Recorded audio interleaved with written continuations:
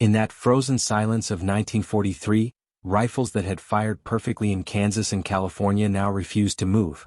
The soldiers pounded on their M1s, cursed, blew on the bolts, tore off gloves and tried to warm them with bare hands until their skin stuck to the steel. Nothing. The weapons were dead. The Japanese were out there somewhere in the white, unseen but not gone. The American outpost on the Aleutian Front, far north of the Pacific, had become less a battlefield and more a laboratory of survival. War was no longer about bullets or courage. It was about chemistry, temperature, and time. Somewhere behind those front lines, a quiet engineer, a man no one would ever write songs about, began to wonder if the problem wasn't the gun, but the grease. In Alaska's military depots, entire crates of M1 Garand rifles sat useless, frozen into solid blocks of steel. The U.S. Army Ordnance reports called it lubricant failure at extreme cold. In simpler words, American firepower had frozen to death. No amount of mechanical precision could overcome physics. The standard issue gun oil, the same blend used in North Africa's desert heat, had turned into glue in the Arctic. The thick petroleum-based grease stiffened in the cold, locking bolts, sears, and triggers like they were welded shut. The soldiers didn't care why. They only knew they were standing on the edge of the world, with rifles that no longer answered them. And that's how every story of wartime innovation begins, not with inspiration but with failure. They called it the Arctic Jam. A quiet crisis no one at the Pentagon wanted to talk about. Because this wasn't supposed to happen. The American M1 Garand was the finest battle implement ever devised, General Patton had said. Reliable. Unstoppable. Until it met the cold. The reports came in, first from Alaska, then from Greenland, then from cold weather training units in the Rockies. Everywhere the temperature dipped below -30, the M1s, bars, and even Thompson submachine guns failed in the same way. The rifles were fine. The oil was not. War engineers scrambled for answers. The Army tried thinner oils, alcohol blends, even kerosene. But each fix came with its own curse: corrosion, volatility, or flammability. Nothing lasted through the night frost. That's when a rumor began to circulate in the Ordnance Network. About a man in Alaska experimenting with something unorthodox. A mixture so absurd that officers laughed when they heard it. He was said to have mixed weapon grease with whale oil. Whale oil, the ancient lubricant of harpooners and lanterns. Rendered from the blubber of the giants of the sea. It sounded like madness in an age of industrial chemistry. But in that madness something worked. The engineer, whoever he truly was, had noticed something no one else did.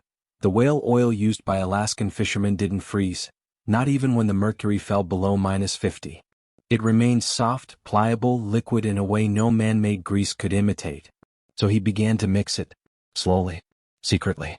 He warmed the standard military lube, folded in whale oil in measured drops, stirred it until it shimmered like amber under the lantern light. When it cooled, it didn't harden. It breathed. He smeared it over the bolt of an M1, left it overnight in the snow, and came back at dawn. The rifle cycled perfectly. Word spread quickly through the northern bases.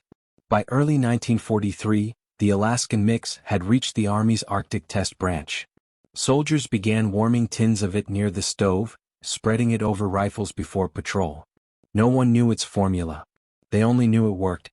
That winter, during a skirmish near Kiska Island, a platoon armed with rifles treated with the strange new oil fired continuously through a blizzard while others jammed solid. Afterward, the surviving officer wrote a note in the margin of his after-action report: "Whale grease. Find more." It wasn't just survival. It was proof that the smallest detail, a film of oil no thicker than breath, could decide life and death. In Washington, engineers at the Frankfurt Arsenal and Springfield Armory received samples of the mysterious Arctic grease. They analyzed it, charted its viscosity curves, its freeze point, its reaction to powder residue. Then they did something the military rarely did in wartime. They admitted someone outside the system had found a better way. By mid-1943, the formula was standardized. Officially labeled lubricating oil, Arctic, Spec 2 to 104. Unofficially known as whale lube. The Army's cold weather manuals now carried a new line.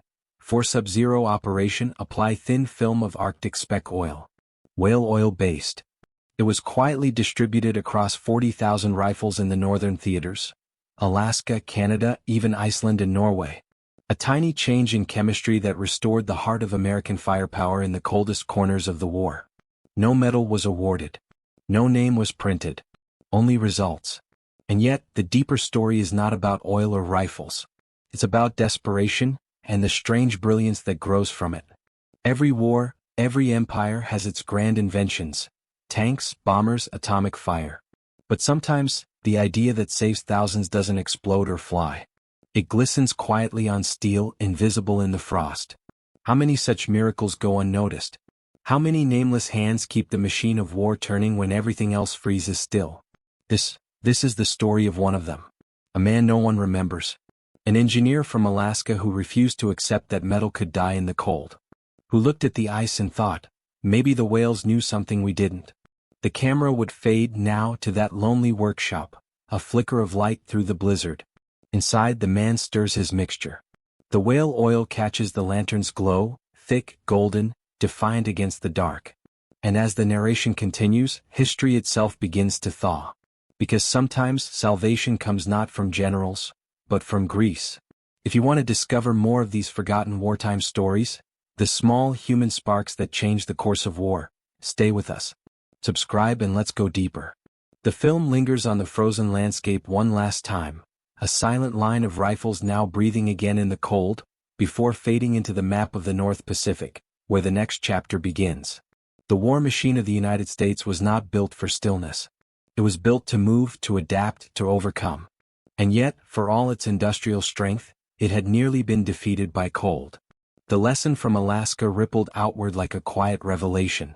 Somewhere between the battle lines and the laboratories, men began to understand. Every weapon, every system, every grand design was only as strong as its smallest weakness. In the corridors of the Army Ordnance Department, where charts of metallurgy and ballistics lined the walls, a single sample jar arrived marked Arctic Spec. Inside was the pale amber oil that refused to freeze. Technicians held it up to the light, swirling it in disbelief. It smelled faintly of the sea. And in that scent lay the signature of a new frontier in warfare, not a weapon of destruction but one of endurance. Testing began at Aberdeen Proving Ground, Maryland, the place where the Army broke weapons to learn how to make them stronger. Engines were cooled in ice chambers, rifles locked into racks and left overnight in sub-zero simulations. Every known lubricant was tested beside the new one. When morning came, the results spoke louder than any report. At -45, only one rifle cycled cleanly. The one treated with whale oil. The report was brief, clinical, and absolute. Superior low-temperature performance confirmed. No freezing, no viscosity lock. Approved for Arctic issue. From there, the production orders moved fast. Whaling stations along the Pacific coast, from San Francisco to Seattle, received coded requests for refined sperm and fin whale oil. The Navy's Bureau of Supplies diverted shipments once meant for lamps and bearings to the Army's Arctic lubricant program. It was a strange irony. Creatures once hunted for light were now keeping weapons alive in darkness. And so, the Cold War within the war began. Crates of Arctic Spec oil were shipped north under labels that gave nothing away, Industrial Compound Number 52. Inside each tin was the alchemy of survival, the perfect balance of organic oil and refined grease, tested not in boardrooms, but on the frozen edge of the world. Soldiers never cared about the formula. They just called it, the good stuff. The one that made your rifle breathe again. One report from an infantry unit stationed near the Yukon line described it like a myth. We switched to the new oil last week. Temperature dropped to -54. No jams. No cracks. Rifles fired like summer. The commanding officer signed his name with a half-frozen pen, as if knowing he was documenting the line between life and death. Meanwhile, in Washington there were debates. Animal rights were not a public topic yet, but even so, there were those who questioned using whale oil in war. The counterargument was brutal in its simplicity. Men are dying. Whales are not. In wartime, morality bends to necessity. Every drop of oil was weighed against blood. By 1944, the Arctic Spec blend had become standard across multiple theaters. In Alaska, Greenland, and the northern Soviet Lend-Lease convoys, American and Allied soldiers carried tins of the golden grease in their packs like talismans. Mechanics smeared it over the bolts of Browning machine guns mounted on trucks that crawled through frozen mud. Pilots rubbed it into the linkages of P-38s and B-24s parked on icy runways, knowing that one frozen actuator could cost an entire crew. It was no longer just rifle oil. It had become a philosophy. Precision means nothing without resilience. The anonymous engineer who had mixed it first in that dim Alaskan workshop would never see how far his idea traveled. He would never know that the very thing he created in the quiet, against all logic, had saved tens of thousands of lives. But perhaps he didn't need to know. Because every soldier who fired his weapon in the cold owed him something, even if they never learned his name. The transformation of that idea into doctrine was swift. The Ordnance Department updated its manuals, rewritten by men in gray wool suits who'd never seen the Arctic. In their typewritten lines, the original spark was lost in technical jargon.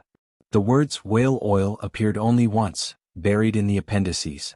But behind those sterile terms lived a human story, of ingenuity born from despair. And in that story lies one of the great truths of modern war. Invention doesn't come from comfort. It comes from the moment when nothing works, when everything fails and someone refuses to accept it. There's a haunting beauty in that defiance. The same spirit that built bridges in Normandy under fire, that repaired engines with frozen hands on the Russian front, that looked at chaos and found pattern. That was the real power of America's wartime machine, not its size but its imagination. The cold tested not just metal but men. One diary from a soldier stationed at Attu Island captures it best. The cold gets into your soul. The grease freezes. The gun freezes. Sometimes you think your heart does too. But then the rifle fires and it's like a promise that something still works. That line, scribbled in the dark, says more than any technical report ever could. By late 1944, word of the Arctic lubricant reached Britain's Ministry of Supply. Tests were run on Enfield rifles, Sten guns and Vickers machine guns. The results were identical. The American formula outperformed everything the British had in storage. And soon it wasn't just the U.S. Army using whale oil, it was the entire Allied Arctic fleet. Convoys sailing through the Barents Sea carried crates of rifles greased in the same mixture. Men who once fought on opposite sides of oceans were now bound by the same invisible chemistry of survival. Underneath the engines of war, from rifles to aircraft to naval guns, a silent layer of whale-derived oil kept the world from freezing. It's strange, isn't it? How a creature that had swum the oceans for millions of years ended up being part of the most industrial war humanity had ever fought. How something so ancient could make machines endure. The paradox was complete. Nature, the hunted, was now the savior of the hunter. There's a line in an ordnance manual from 1945, written in the margin by a field officer. Without the Arctic mix, the M1 is a fine club. It was meant as a joke. But it wasn't wrong. 40,000 rifles, perhaps more, owed their function to that invisible film of whale oil. 40,000 lives that could fire, defend, and survive. After the war, when peace finally thawed the world, the Army began replacing whale oil with synthetic alternatives. Petrochemistry had caught up. Factories could now simulate what once required the death of a whale. But the origin, the spark that began it, faded into silence. The Cold War arrived. New weapons, new priorities. And the little miracle from Alaska was quietly filed away, forgotten among the endless blueprints and specifications of post-war progress. Yet, for the historian, there is something sacred in these forgotten details. Because history isn't just about the victories that made headlines. It's about the moments that didn't, the quiet revolutions of thought that kept soldiers alive when the world was too cold to care. And this was one of them. A testament to the invisible side of war, the engineers, the mechanics, the men who solved impossible problems in silence. They weren't looking for glory. They were looking for function. And in doing so, they shaped the outcome of battles they'd never see. Every time you watch a war film, every time you hear the clatter of rifles in the snow, remember, those weapons fired because someone, somewhere, decided to question the obvious. Because someone looked at a jammed rifle and thought, what if the whales could teach us something about survival? The screen fades again to the Arctic night. A single rifle rests in the snow, its metal breathing under the aurora's light. Somewhere beyond the horizon, the unseen engineer walks home through the frost. His boots crunch softly, the sound lost to the wind. He leaves no trail, no plaque, no monument. Only warmth, locked in steel. The narrator's voice lingers. Progress in war or peace has always been a strange bargain. For every victory, a cost. For every solution a sacrifice. But sometimes the price is not blood, it's brilliance. Pause. The sound of distant waves returns, the echo of wails beneath the ice. And in that sound history exhales. When the war ended, the world exhaled, but the machines did not. Engines still turned, rifles still clicked, laboratories still burned with midnight light. The victory had changed the map, but not the hunger to perfect what had nearly failed. In 1946, deep inside the Army's research facilities, chemists and engineers began dissecting the quiet miracle from Alaska. Whale oil, they discovered, was not magic. It was molecular design, a natural chain of fatty esters that resisted crystallization even in the most brutal cold. Something nature had engineered over eons to survive the polar seas. And that revelation set off a new race. Not for more weapons but for imitation. For the first time in modern military history, science tried to copy biology. The men of the Ordnance Chemical Division didn't speak of whales. They spoke of low-temperature molecular lubricants, of organic analogs, and synthetic esters. But behind every sterile word was the shadow of that Alaskan mixture. The forbidden oil that had outperformed them all. In laboratories from Philadelphia to Dayton, experiments began. They boiled, cooled, tested, and measured. Some mixtures froze like glass. Others corroded steel. But a few came close. One scientist, writing in his field notebook in early 1947, penned a simple line: "We are trying to make a whale without a whale." That sentence, innocent in tone, carried the moral weight of an entire century. Because progress, in its purest form, is imitation, a constant echo of what nature already perfected. And the war had made that imitation urgent. The Cold War dawned not with gunfire, but with laboratories humming in fluorescent light. The race for endurance continued, from the Arctic front to the vacuum of space. And yet, buried beneath it all was the same philosophy the Alaskan engineer had proven with his lantern-lit experiment. Survival is chemistry guided by desperation. The military-industrial world turned that desperation into doctrine. New research centers emerged under the command of the Ordnance Department, dedicated to what they called extreme condition engineering. There, men studied not only guns but how metal, oil, and flesh behaved when nature itself became an enemy. They tested lubricants in wind tunnels chilled to -60. They froze engines in liquid nitrogen. They fired rifles in sealed chambers filled with snow dust and salt air. Each experiment whispered the same lesson: the battlefield doesn't forgive assumptions. Every failure is written in frost, every success measured in seconds of motion before the next freeze. The American Army had learned humility the hard way. And that humility became innovation. The whale oil itself would not last forever. By 1948, environmental pressure and industrial scarcity forced the Ordnance Bureau to seek alternatives. Synthetic esters derived from castor oil, neopentyl glycol, and sebacic acid began to replace the natural formula. They worked, almost as well. But in the hearts of the engineers, there was still a quiet reverence for the original.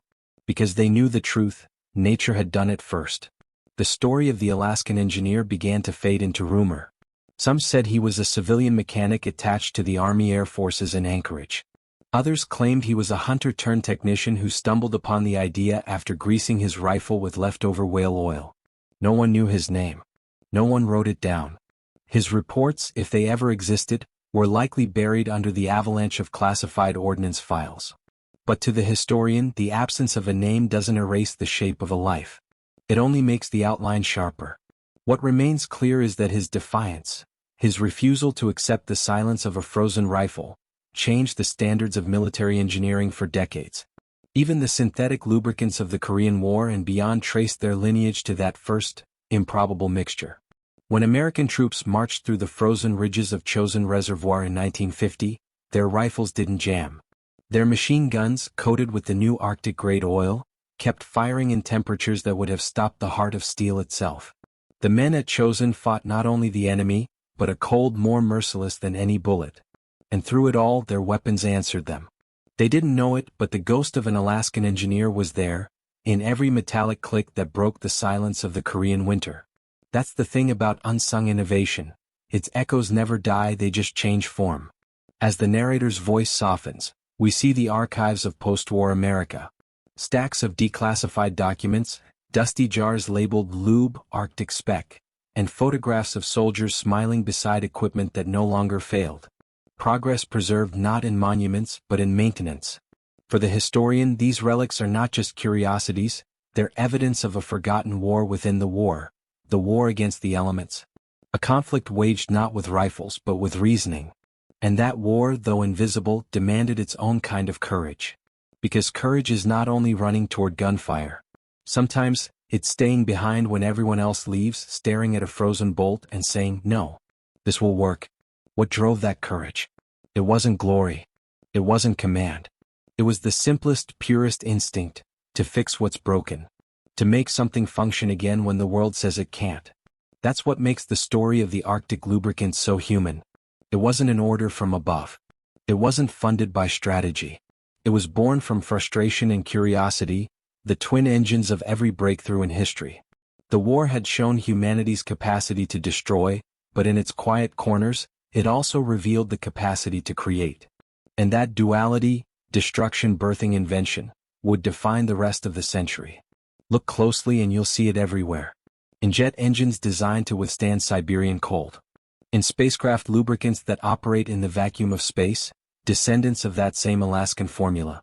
In every modern oil that claims to work, from -60 degrees Fahrenheit to +600 degrees Fahrenheit. A marketing boast rooted in wartime necessity. Every drop of progress we take for granted today carries a molecule of that story. A whisper from 1943. A reminder that survival is the mother of invention, and that innovation at its core is an act of hope. Even the synthetic lubricants used in modern rifles, CLP, the cleaner lubricant preservative that coats the weapons of today's soldiers, can trace their DNA back to the day when whale oil met steel in the Alaskan night. History rarely celebrates the invisible. We glorify the explosive, the dramatic, the violent. But the real story of progress lives in the details, in the things that didn't freeze, didn't jam, didn't break. In the quiet of the Arctic workshop, the engineer had unknowingly answered a question that scientists would keep asking for decades. Can we make technology behave like life? Because whale oil didn't fight the cold, it adapted to it. Flexed. Moved. It endured. It didn't resist nature, it worked with it. That, more than anything, is why it succeeded. Modern chemistry would later call this principle adaptive viscosity. Nature had called it survival. The camera pans now across a frozen bay, the same kind the engineer once stared at. Ice floes drift under the gray sky, whales surfacing through the mist. Their forms are timeless, unchanged, as if mocking the arrogance of men who believed they could out-engineer the sea. The narrator's voice deepens. We took from them the secret of endurance. And in return we gave them our silence. There's an uncomfortable truth in that line, one that lingers long after the film ends. Because every act of progress demands payment. And sometimes that payment is invisible too. In the post-war years, whaling expanded to meet industrial demand. Barrels of oil once meant for light and machinery now fed the new age of plastics and lubricants. For a time, it seemed the ocean itself had become another factory. But progress has a conscience. By the 1960s, the world began to look back and see the cost. Environmental protests rose. International bans followed. Whales, once hunted to the brink, became symbols of what humanity could lose if it mistook utility for wisdom. And yet, buried within that paradox is a strange kind of poetry. Because it was the whale, the hunted, the voiceless, that had once taught man how to survive the coldest war. In the great arc of history, that paradox is not a contradiction. It's a mirror. The same mirror that reflects every human invention, brilliant, necessary, and flawed. We learned how to fight the cold. But not always how to live with what it took. The screen fades slowly to the archival footage of 1943, soldiers cleaning rifles under aurora-lit skies, the faint shimmer of oil catching the light. Somewhere the unseen engineer's hands move once more, careful, deliberate, uncelebrated. In the distance, the wind howls again, carrying the scent of salt and snow.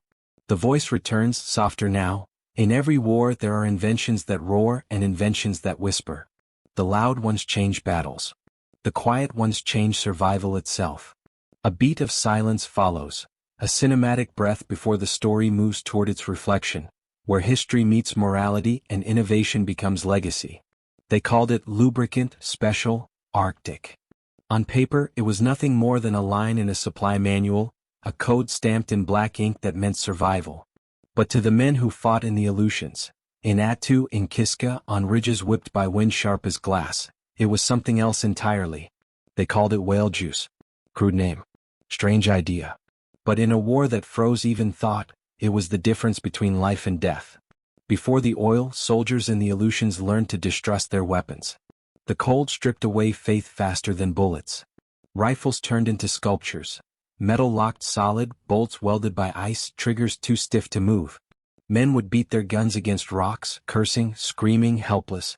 The enemy wasn't always Japanese. Sometimes it was the weather itself, silent, invisible, merciless. Then came the oil. The one born not in a lab or a factory, but in the mind of an unknown engineer who refused to accept the phrase, "It can't be done." His blend, a mixture of refined whale oil, synthetic ester, and a trace of winterized base stock, flowed like liquid mercury even when the thermometer sank below -40. It clung to steel without thickening. It stayed alive when everything else froze solid. The first test came not in a laboratory but in the field. A lieutenant in the 7th Infantry tried it on his M1 rifle during night watch. The wind screamed. The oil stayed fluid. The rifle fired, cycled, fired again. No jam. No hesitation. Just the clean, mechanical rhythm of confidence returning. The sound traveled down the line, click, clack, crack, echo. Men lifted their heads. Someone whispered, "Whose rifle was that?"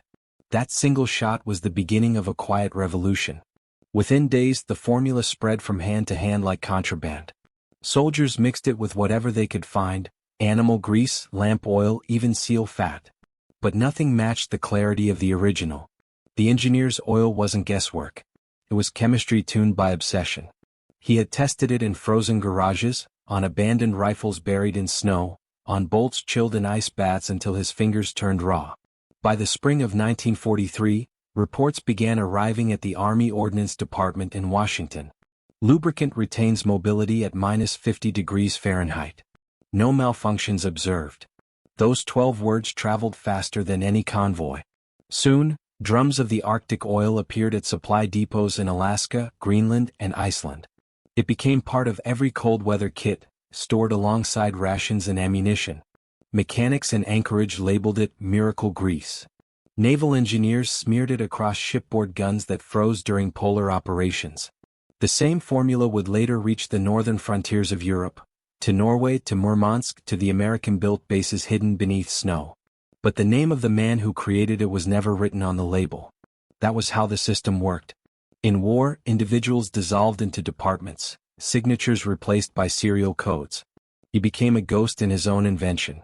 Still, his fingerprint remained, invisible but everywhere. Every smooth bolt action, every firing cycle unbroken by cold, carried his legacy. The effect went far beyond mechanics. It was psychological. When a man trusts his weapon, he fights differently. He stands taller. He doesn't hesitate. He believes he can live. A single jammed rifle could cost a patrol its life. A single working one could hold a ridge until reinforcements arrived. Multiply that by tens of thousands, and you begin to understand how one idea, one impossible idea, shifted the balance in a place most of the world forgot. In the Aleutians, the weather could kill more soldiers than combat. Frostbite, hypothermia, despair. Even the sound of silence, the endless wind that hollowed out courage. The Arctic oil didn't just save rifles. It saved morale. It gave soldiers the illusion of control in a world ruled by chaos. Sometimes that illusion was all they needed. Historians rarely write about that kind of invention. There are no medals for lubrication. No parades for maintenance. Yet logistics, the unseen veins of war, decide everything. An army marches not on courage alone but on grease, fuel, food, and faith. And faith, like oil, can freeze if neglected. By 1944, the U.S. Army had standardized the mixture as lubricant, small arms, Arctic issue. It was distributed through every cold weather theater, from the peaks of the Aleutians to the frozen edges of Scandinavia. Navy engineers used derivatives of it on torpedo mechanisms in northern patrols. Air crews applied it to machine gun turrets of B-24s flying over the Bering Sea. Even tank crews in the ETO, when winter came to the Ardennes, begged for the same blend that had kept rifles alive in Alaska. But few knew its origin. Few cared. War doesn't have time for gratitude. Somewhere back in Anchorage, the engineer stayed behind. He didn't move to Washington. Didn't file for recognition. He kept working in a small shed by the bay, still surrounded by the smell of oil, salt, and whale fat. To him, the job wasn't done. It was only proof that human stubbornness could outlast even nature. There are fragments of him in the archives. A shipment invoice signed with initials JRW, a note scribbled on the margin of a report, test at -40 successful. Continue mix ratio 1:3:1. No one knows his full name. Some claim he worked for the cold weather testing branch. Others say he was a civilian contractor from Alaska's fishing industry. In truth, he might have been both, a man standing between science and survival. His story faded after the war, buried beneath the noise of victory. The factories switched back to peacetime oils. Whale oil, once essential, was phased out. Synthetic chemistry took over. The Arctic lubricant became an artifact, a line in a declassified manual forgotten by all but those who had once needed it to live. Yet sometimes in veterans' halls or Arctic museums, someone remembers. There was this guy, they'd say, up north, came up with something crazy. Whale fat and rifle grease. They laugh. Then they pause. Because they know how real it was, the moment your weapon fired when it shouldn't have, when your fingers were numb and your breath froze midair. That moment was worth more than any medal. As a historian, I've read countless accounts of technological triumphs. Engines, radar, jets, bombs. But this was different. It wasn't born from ambition. It was born from desperation. It wasn't designed to conquer. It was designed to survive. And survival in war is often the highest form of victory. I imagine that engineer sometimes, standing by a frozen window watching the northern lights ripple like waves of fire. He's not thinking of glory. He's thinking of viscosity, of flow points, of friction coefficients. His mind is both mechanical and human, a fusion of steel and heart. In his silence lies the essence of wartime invention, creation forged from necessity, compassion hidden inside calculation. He probably never knew how far his formula traveled, how many rifles it saved, how many men it gave one more chance to breathe. But maybe that's the point. In every war there are countless unnamed saviors, the hands that fix what others break, the minds that think when the world panics. He was one of them. And though his name was lost, his work became immortal, sealed in the cold steel of every M1 that fired true in the Arctic night. Sometimes history doesn't need a monument. Sometimes all it needs is a memory, whispered, half-believed, half-forgotten, but still alive whenever someone pulls a trigger in the cold and hears the weapon respond. The war moved on. The Arctic faded from the front pages, replaced by Normandy, by the Pacific, by the blinding heat of other battles. The soldiers who had fought in the Aleutians came home quietly, unnoticed, their stories buried beneath parades of larger victories. The frozen islands were left behind, silent, haunted, littered with relics of a forgotten campaign. But deep in the archives, in the invisible machinery that kept the war alive, the engineer's idea lived on. When the Army standardized his creation, it wasn't just about oil. It was about trust, the trust between man and machine. The cold had broken that bond, and his invention had restored it. It had proven something simple yet eternal, that progress isn't always loud. Sometimes it's a whisper against the wind. In 1945, as Japan surrendered and the world exhaled for the first time in 6 years, the United States Army quietly cataloged its wartime technologies. New engines, radar systems, atomic secrets. And among them a single line item, lubricant special, Arctic. No citation. No credit. Just an entry between tank grease and aircraft oil. That was the place history gave him. But history, like oil, has a way of seeping through cracks. You can't contain truth forever. Years later, military historians stumbled upon the reports, the performance notes from Alaska, the memos describing whale-derived lubricant. And they began to ask, who made this? Who found a way to make steel move in ice? The answer never appeared. But the clues were enough to imagine him. A lone man in a workshop where his breath fogged the air, surrounded by drums of oil and sheets of frozen metal. The walls trembled from the wind outside. He wore a coat stiff with frost, his hands cracked and red. In a corner sat an M1 rifle, stripped down, its parts laid out like organs on a surgeon's table. He dipped a brush into his latest mixture, part whale oil, part experimental base stock, and coated the bolt, the trigger, the spring. He waited. Then, with a slow motion, he pulled the bolt. It slid, smooth, effortless. He smiled, not because he had solved a problem but because he had given life to something that had died in the cold. He didn't think of the war. He thought of the men. The ones who froze at sentry posts, the ones whose rifles had turned to ice in their hands. In that moment, in that workshop, he wasn't an engineer. He was a lifeline. There's something profoundly human about that, the instinct to fix what fails, even when the world is falling apart. It's the kind of courage that never makes headlines, but without it, no headline would exist. Historians like me often speak of grand strategy, divisions, supply chains, global theaters. But sometimes all of history hangs on the weight of a few ounces of oil. The great movements of armies depend on details too small to see. A frozen bolt, a locked engine, a seized valve, these are the ghosts that decide empires. The Arctic oil was one of those details. It didn't win battles by itself, but it allowed battles to be fought. It gave men back their agency, their rhythm, their faith. And that, in the end, is what every invention in wartime tries to do, to bridge the impossible gap between man and his environment, between fear and function. When I look at the records now, faded, brittle, smelling faintly of rust and ink, I see not just data but emotion.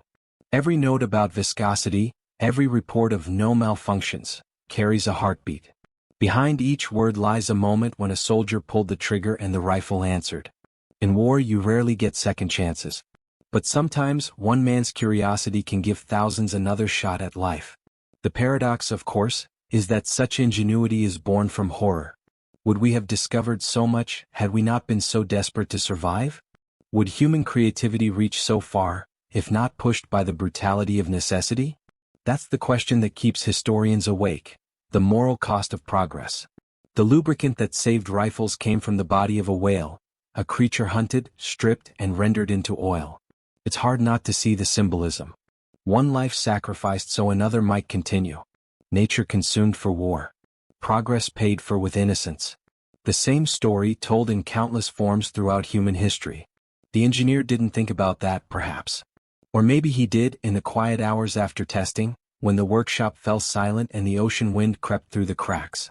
Maybe he looked at the frozen horizon and wondered what his creation truly meant, a victory for science or a reminder of the world's cruelty.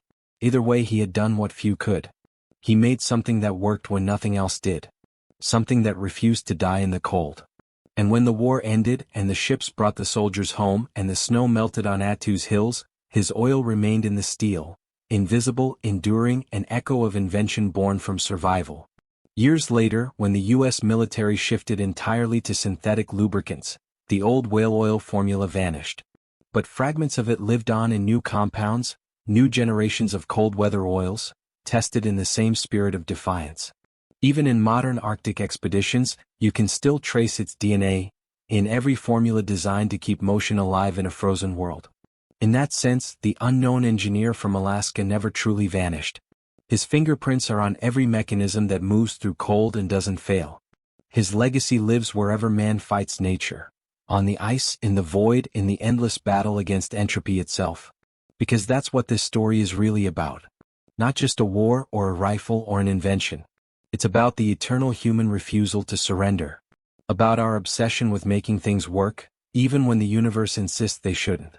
And maybe that's why I keep returning to his story, because it reminds me that history isn't written only by generals and politicians.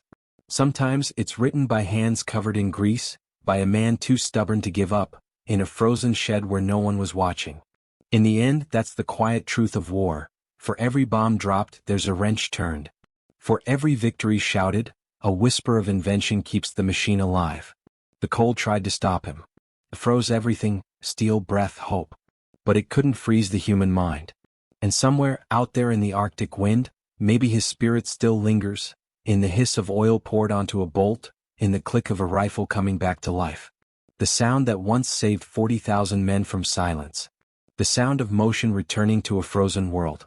If stories like this move you, if you believe history is more than battles and dates, but the humanity that hides beneath them, then follow this journey.